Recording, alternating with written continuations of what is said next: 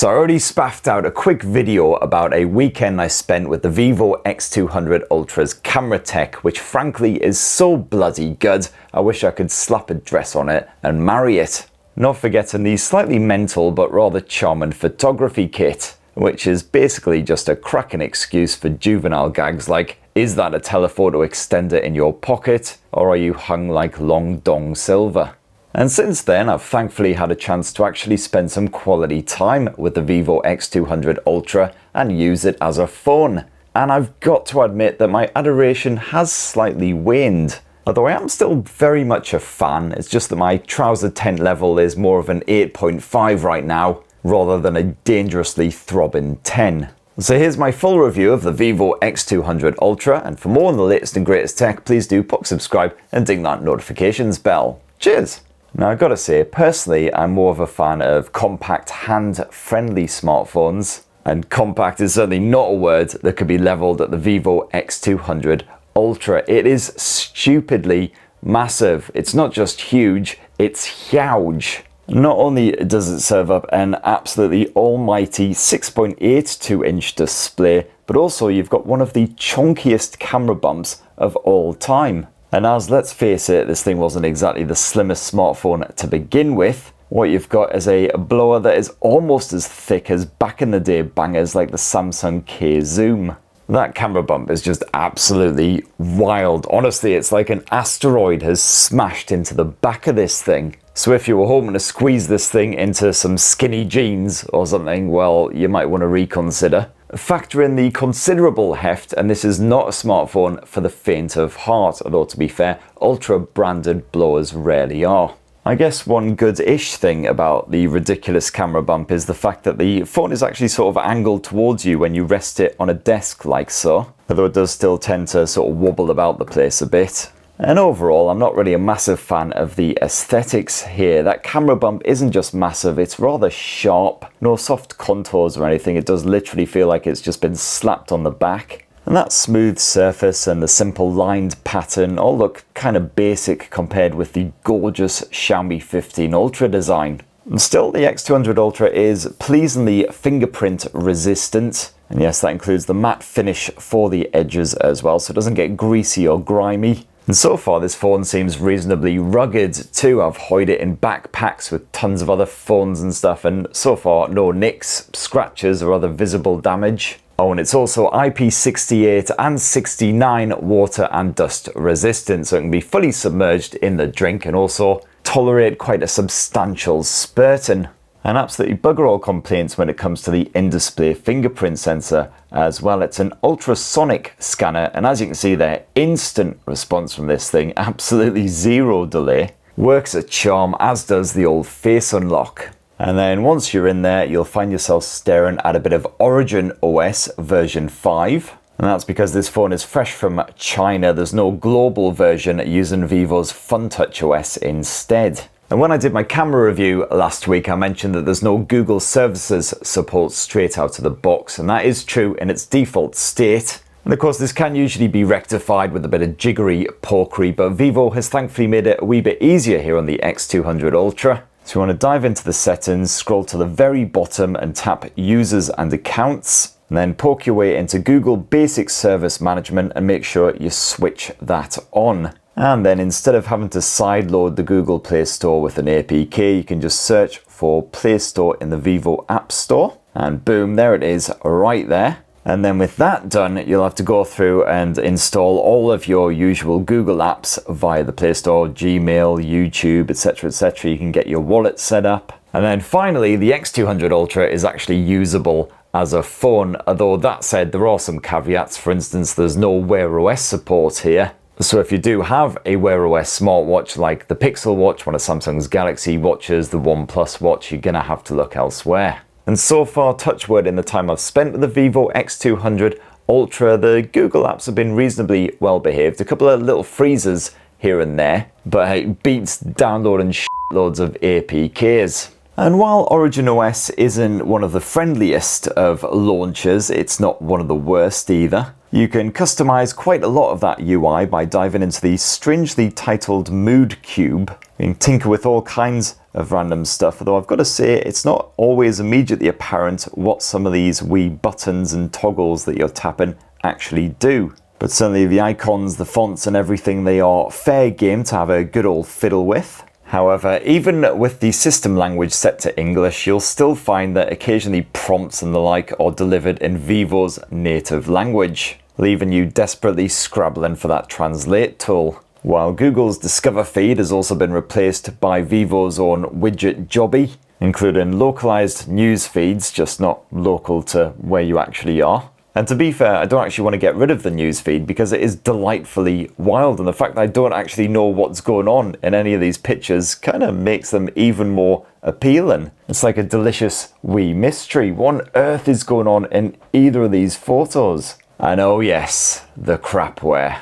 The Vivo X200 Ultra is almost as bad as an Honor or a Xiaomi smartphone with the amount of bollocks that's been stuck on here. Most of which thankfully can be removed, it'll just take you a wee bit of time.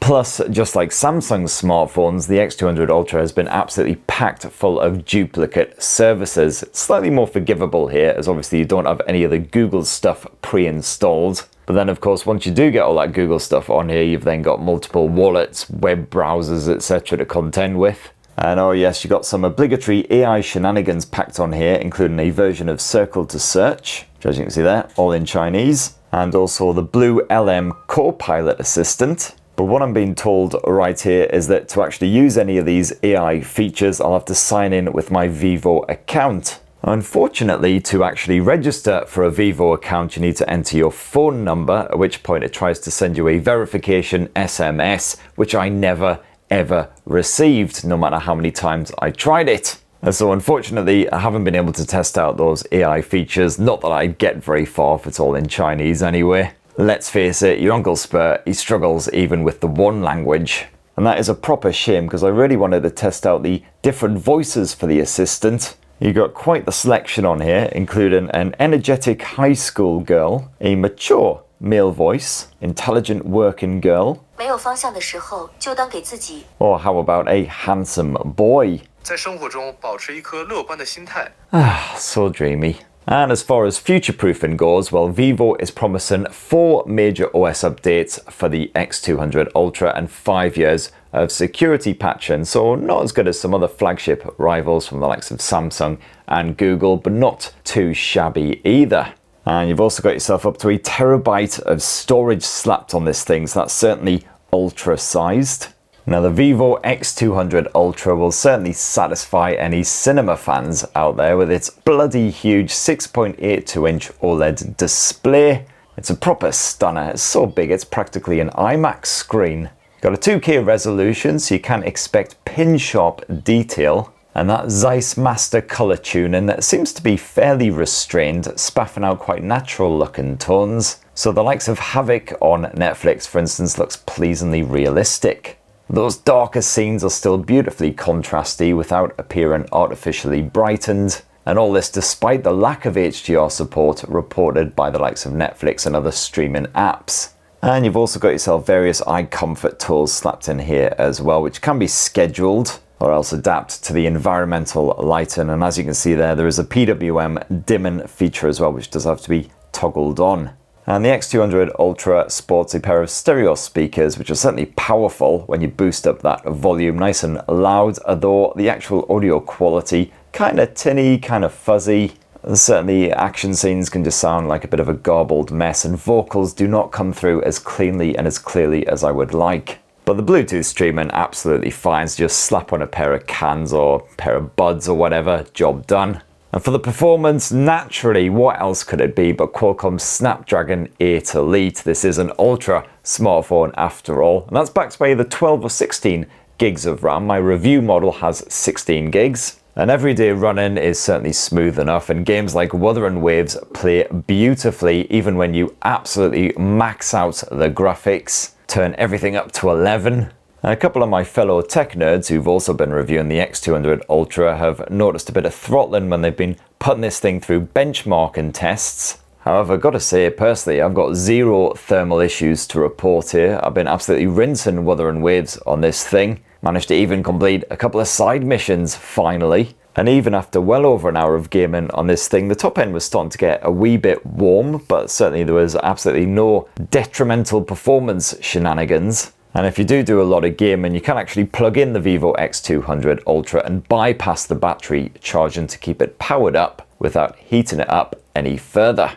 And OriginOS also finds room for a tasty bit of gaming mode action, which is fairly well stocked with a variety of tools and features that can help you get the most out of your gaming experience. And hey, when it comes to the battery life, well, the Vivo X200 Ultra has some serious bragging rights. You've got a 6,000 mAh capacity cell stuffed in there, so bigger than your Samsungs, your Googles, all that good stuff. And even on the longest, most arduous days with plenty of camera action, I only just managed to get the Vivo X200 Ultra into battery power saver mode. You'd have to be completely addicted to the likes of Wuthering Waves or Genshin Impact to actually wipe this thing out in a single day. And on the flip side, if you're quite a light user, just the occasional bit of YouTube viewing, bit of audio streaming, etc., well, this thing will last you a full weekend before you need to plug it back in. And even though it's a massive battery, it fills up really fast courtesy of the 90-watt wired charging support. You've also got 40-watt wireless charging support, although the X200 Ultra really didn't get along with my stand-up wireless Qi charger. I'm guessing that's because of the friggin' enormous camera bump, which probably just created too much of a gap, unfortunately, between the phone and the pad. And then last up for this Vivo X200 Ultra review, a wee squint at that camera tech. And what you have here is a pair of 50 meg Sony LYT-818 sensors, one for the main shooter and one for the ultra wide. And you've also got yourself a third 200 megapixel HP9 sensor for that telephoto shooter, same as the X200 Pro. And as I mentioned in the in-depth camera review, there's a great spread of focal lengths here. So you've got 14mm ultra wide, a 35mm primary shooter, which is quite unusual, and 85mm for that telephoto. And this means that swapping between the different lenses doesn't seem like a huge leap. And this also means you can crop in a wee bit with that primary shooter to 50mm or 70mm, perfect for portrait photos, and still get finely detailed pics. And yes, there is a physical camera button slapped here on the edge of the Vivo X200 Ultra, just like the iPhone 16 Pro. Although, unlike the iPhones, this doesn't feel quite as clunky to use. The positioning is a wee bit less awkward, not quite as pushed towards the corner as I would have preferred. As you can see there, sliding your finger across the surface to zoom in or quickly tweak the EV levels is just super intuitive, smooth, it's very responsive. And that said, I certainly would have preferred if Vivo had made the camera button slightly less flush with the edge there. Either slightly recessed or just protruding slightly from that surface, as it does tend to blend in a bit. But I do actually find myself using the camera button here on the Vivo X200 Ultra, unlike on the iPhone, where every single time I tried using it, it was just too clunky and awkward, and I just said, screw this, reverted back to using the on-screen buttons. We've got to say though, when it comes to photo capture, the Vivo X200 Ultra is almost infallible. Almost. Now the Vivo X200 Ultra is set to vivid mode by default, but you can switch the filter to Zeiss mode if you fancy a more natural finish, as well as of course a plethora of other options. In vivid mode, results lean towards the iPhone-y, Samsung-y trend of saturating absolutely everything, which a lot of people will probably vibe with, especially with those more vibrant colours that can sometimes actually border on surrealistic. But with Zeiss mode, everything looks moodier and more atmospheric, which I definitely prefer. One thing's for sure, the Vivo X200 Ultra sports one of the absolute best zoom cameras on any smartphone ever. Up to around the 460mm focal length, you'll consistently get sharp photos that still look great when blown up onto a monitor. Although yes, once you do punch in beyond that, things start to get quite fuzzy, despite the AI sharpening's best attempts. So overall, the X200 Ultra's camera tech is a lot of fun to play around with, and produces some fantastic DSLR style portraits, with a gorgeous knee-trembling bit of bokeh action. However, while this smartphone is remarkably dependable in pretty much any kind of conditions, I did find that that telephoto shooter shat its pants on a couple of occasions, certainly in softer light. In this example here, for instance, the eye autofocus seemed to be working, at least in theory, because I saw the wee box appear over my cat's fuzzy face, but the focus never actually adjusted to make him sharp. So every pic looked exactly like this. And while there is an action mode, any actual action in lower light will still give you blurry results more often than not.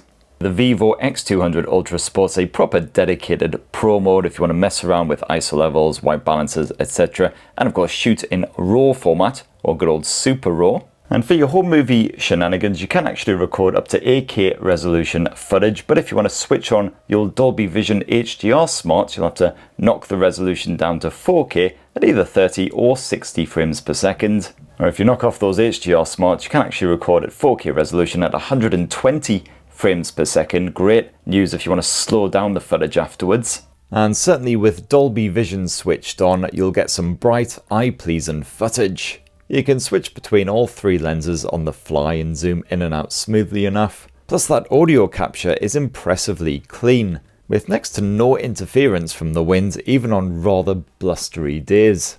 And yes, of course, Vivo does offer the slightly bonkers photography kit if you want to basically turn the X200 Ultra into a proper DSLR botherer. And this adds on all kinds of extra physical functionality, including a proper zoom slider, even more buttons. And you can also boost the battery life even further if you are going out there shooting an awful lot of Dolby Vision 4K video. And that's before we even get into the telephoto extender, which will certainly get you a few glances when you're out and about. But if you want to know more about all that shenanigans, well, definitely go check out my in-depth Vivo X200 Ultra camera review. And anyway, that in a tasty wee nutshell is what I reckon of this Ultra smartphone after using it as my full-time blower. Still absolutely adore that camera tech, even if I have found a couple of wee chinks in its armor. Performance is excellent, battery life is fantastic. I'm not the biggest fan of OriginOS, and of course it is a Chinese ROM, so there are some sacrifices to be made if you do want to actually import this thing. One of those being the fact that every time you stick it in your pants, you'll be walking down the street like John Wayne. But anyway, that's what this hairless northern tosspot reckons. What do you think of the Vivo X200 Ultra? It'd be great to hear your thoughts down in the comments below. Please do poke subscribe and ding that notifications bell for more on the latest and greatest tech. And have yourselves a ruddy, wonderful rest of the week. Cheers everyone. Love you.